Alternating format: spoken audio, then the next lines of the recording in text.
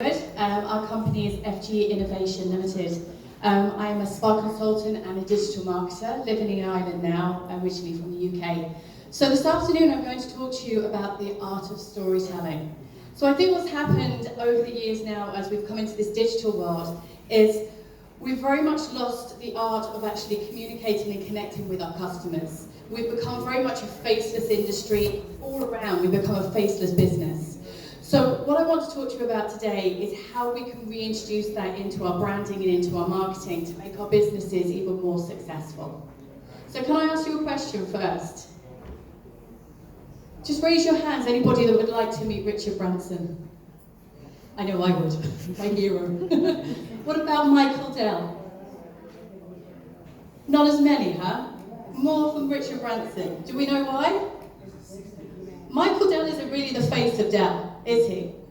He's the CEO, he's the founder, but he's not the face. Whereas Richard Branson has always made sure that he is the face of Virgin. You know his story, you know everything about him, you know what he represents, what his staff represents, what the brand and the company represents. And we're able to connect with that emotionally. We know the story right from the beginning. I can tell you his story actually comes from my hometown in the UK, in Brighton, where he's set up. I know the story of him having a telephone box at one of the local markets, and he used to sell his records there. So we know his story, we can connect with that. And so as he's gone on his journey over the years, we've been able to actually work with that brand, and we know, like, and trust that brand. It's not to say we don't know, like, and trust Dell, but we've got more of a connection with Virgin. All right? So let me ask you then, how many of you have a brand strategy for your company? Do we have a brand strategy? Couple? Not sure? And do you have a face for your company? Yeah. You see, it's quite difficult, isn't it? When we look at the face of our company and actually having a strategy, how do we actually do that? Let's have a look at that today. So, why is storytelling so important? Well, first of all, if you think about it, it's been going with humans since the beginning of time. We've been telling stories. Think of your grandparents, your parents' parents, your parents' parents' parents. You know all these wonderful stories, and we can really relate to that.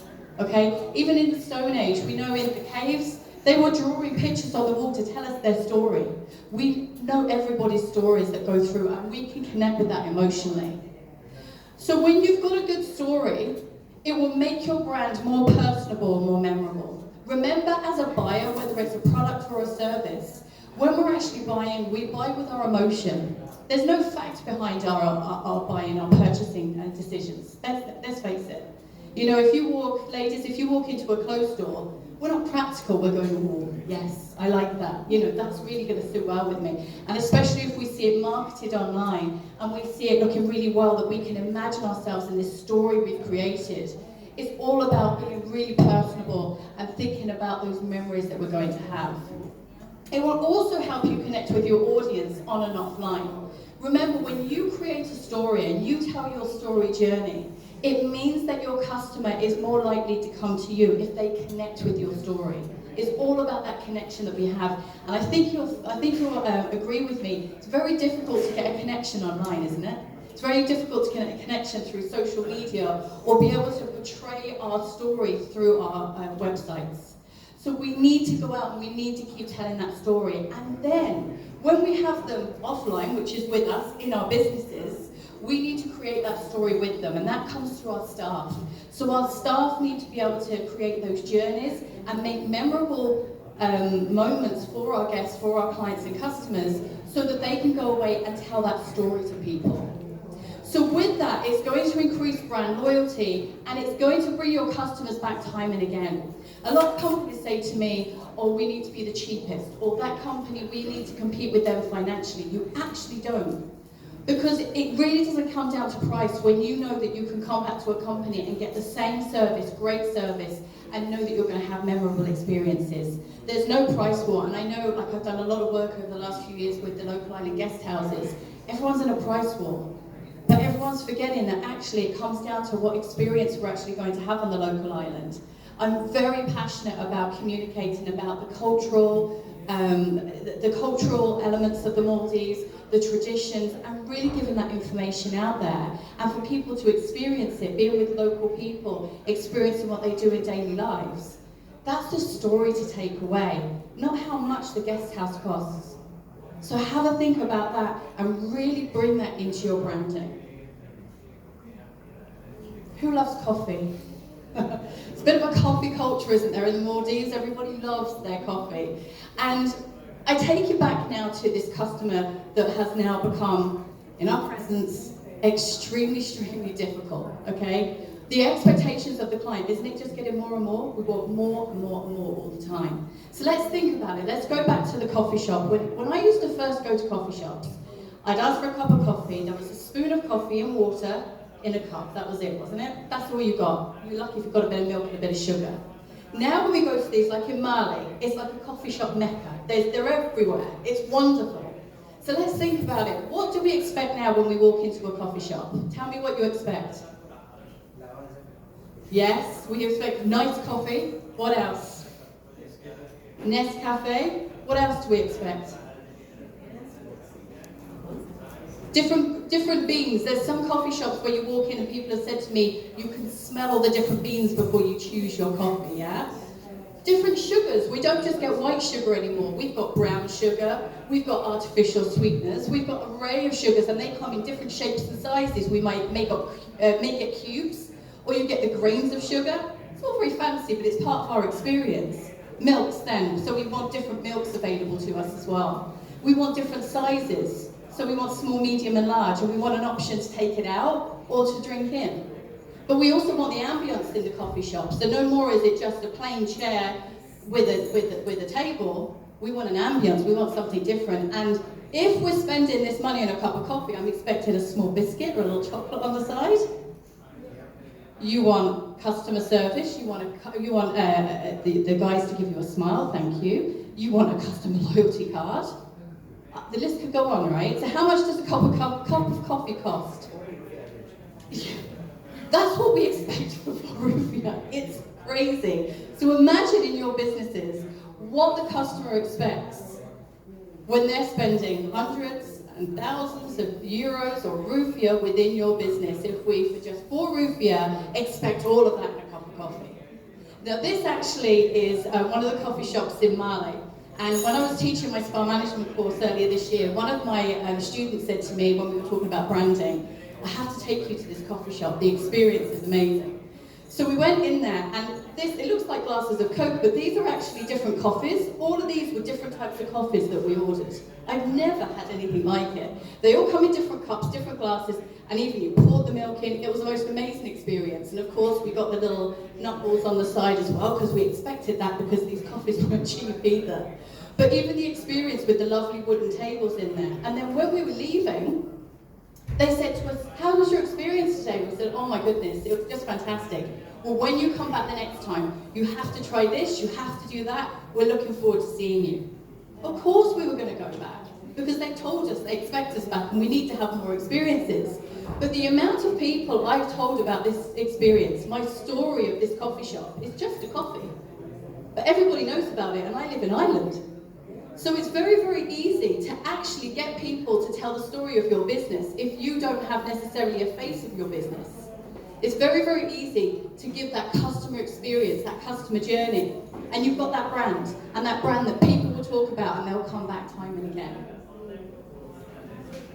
So don't be a faceless business. And like I say, for some people, even though people think I'm extremely confident, because I love standing up and on stage and talking, I'm actually extremely shy when it comes to social media. So I don't always like to be the face on social media. And if you are that person, find someone that is. Find someone that will be able to connect, or use your customers and clients. There's nothing better than using people to come back and talk about the stories that they've experienced in your business so that we can connect emotionally with it. And I'll give you a classic example. This is me and my daughter. So this was me. I'm a very bad fisherwoman, by the way. I was out fishing a couple of years ago, and this was at the moment when another fish decided that he wasn't going to stay on the bait and jumped off again. But they took a picture of me because I'm just so useless at it all. But you can tell that there's fun and wit. It's natural. There's no stock images there. The same with my daughter when we were in Equator Village resort a couple of weeks ago. Straight into the pool, having the best time. As customers, we can connect with these pictures because we know they're real. And I have to say it, and I hope that you don't mind me saying it, I've worked in and around the Maldives for many, many years now. But I don't want to see pictures of perfectly poised girls in bikinis and just the beautiful ocean, because we all know that that's here. What I want to know is what else is in it for me as a customer. What else can I gain from it? So put more into your marketing and your branding than just those images, because believe me, I personally can't connect, and I'm sure many women can agree, I personally can't connect with those pictures because I look and go, I can't achieve that. And is that what I'm going to have to look like on the beach when I go? But I can connect with people, these real people that are actually having a wonderful time at your business, for example, if you're in a guest house or in a hotel or resort. So just think about how you want to connect with your customer and how you want the story portrayed when they go back home. And that's really important. Remember, everything is an emotional decision when we buy. So 3 myths about storytelling. First of all, people believe it's a strategy. They believe that we need to sit down in a room and strategize together to actually get stories told, but it's not. It's all about a tactic. Have the right tactics and see, like when we talk to even our customers in our company, we see what makes them tick, we see what the pain points are, we see what makes them happy, and we work on those areas because it's all about the tactics and making sure we're connecting with our customers and our potential customers. And it's not a trend. I mean, we've talked about the fact that history has proven that storytelling has been around for as long as we can remember with humans. So there's no trend there, it's always going to be there. So if you get your storytelling right in your business, you're just going to continue your success and the growth as well. And of course, people think it's easy. Well, talking's easy, but communicating is much harder. And I hope today that I'm not just talking to you, I hope I am able to communicate and that you're able to take something away from this talk that you will actually use or you'll implement in your business. Because just talking to people, we don't absorb. But when we communicate, that's when people will take action. So, 3 points here, your brand. First of all, your brand are your people. Now, your people are broken into 2 parts. First of all, you're looking at your staff. Just like with Virgin, he's always talking, Richard Branson is always talking about his staff and actually how more important they are than the customer. And I say the same when we work in spas. Without our therapists, we actually don't have a spa. So I may be an amazing manager, manage everybody, but without the therapists, there are no treatments going to happen. So it's really important that you get the right people in your business because they're going to be the ones that are going to connect with your customer. And then obviously you need to decide who the customer is that you want in your business. Don't just market to everyone, because if we try and get to everyone, you dilute it down so much that you get to no one. So strategize and think about who these people are and how you're going to get them into your business. And it links in with your staff and your potential customers. Obviously you need to make sure that your product is a brand. So again, as we've all got our small phones here, what are we doing all day? We're scrolling, scrolling, scrolling. Small screens, we can't see it. What makes us stop? A brand will make us stop. Familiarity will make us stop.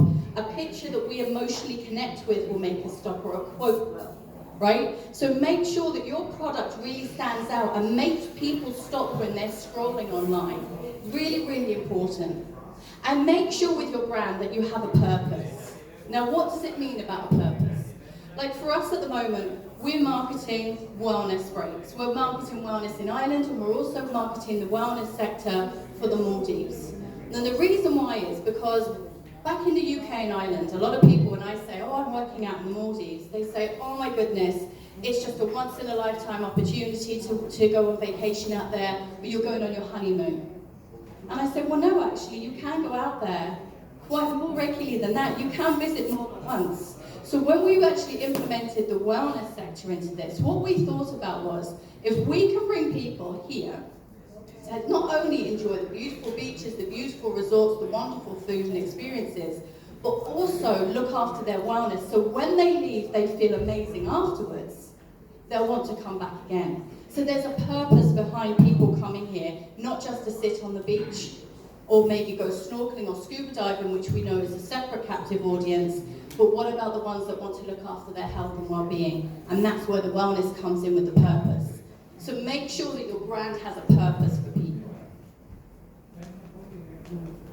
So So there are some companies that made it with their storytelling, and one company that I'd like to flag that really blew it as far as I'm concerned. As we know, we've spoken about Virgin, we know very well about their storytelling. Nike is another one. So Nike is always reinventing themselves. They don't just focus on the elite athletes.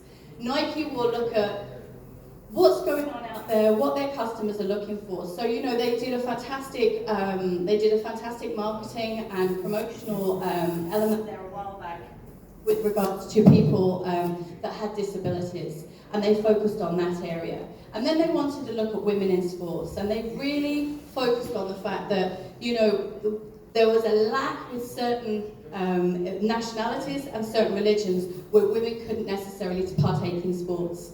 So of course they brought in the hijab. Sorry, my words have gone now, but you know what I'm talking about. It was absolutely fantastic, right? Because now they've just made it right across the board that everybody can actually partake in sports. They saw what was needed in the industry and they connected with that. Airbnb is another one. Airbnb is fantastic because Airbnb was created actually not for the guest house or for the small business owner, but for the customer. Airbnb was created with what the customer was looking for. The customer was looking for good quality, cost-effective accommodation that wasn't necessarily in a hotel or resort. So they weren't focusing just on the business. So the customer loves to use Airbnb because they know that they can actually trust them, that they are actually thinking of the customer first and not the business. Now, has anybody heard of Tidal, the music streaming company? One? Anyone else? Yeah, not much about them, is there? Okay, so Tidal wanted to come in a few years ago and take over Spotify, the music streaming app.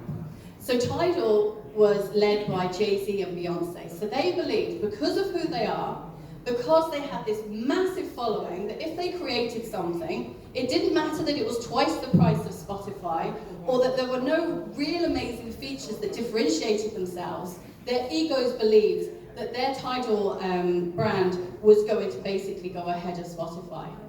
No, only one person in this room has heard about it other than me. And I actually had to, the other day, go online when I was preparing this speech to actually say, are there any new benefits to Tidal? Like, have they done anything? I mean, even Madonna put her name to this. Their egos just went, of course you're going to buy this. And what is it that the customer said? What's in it for me? And there was nothing in it for them, but there was everything in it for these multi-billionaires. So it wasn't a success. And actually, if you look online, there's so many different payment choices. I was confused as to which one I was meant to choose anyway. So it really, really fails when you think about just the ego and pushing forward with, I'm doing this just because. Think about your staff, think about your customers, and think about what beautiful stories you can tell. Then you'll get the customers to stay, and then you'll get them to be your loyal branded customers time and again, and they'll bring people back. And as we know, it's way cheaper to get return clients and to get referrals in than it is to constantly look for new customers all the time. It's very, very expensive to do that. So I'll leave you with a quote from P.T. Barnum. No one ever made a difference by being like everyone else. Thank you so much for listening today.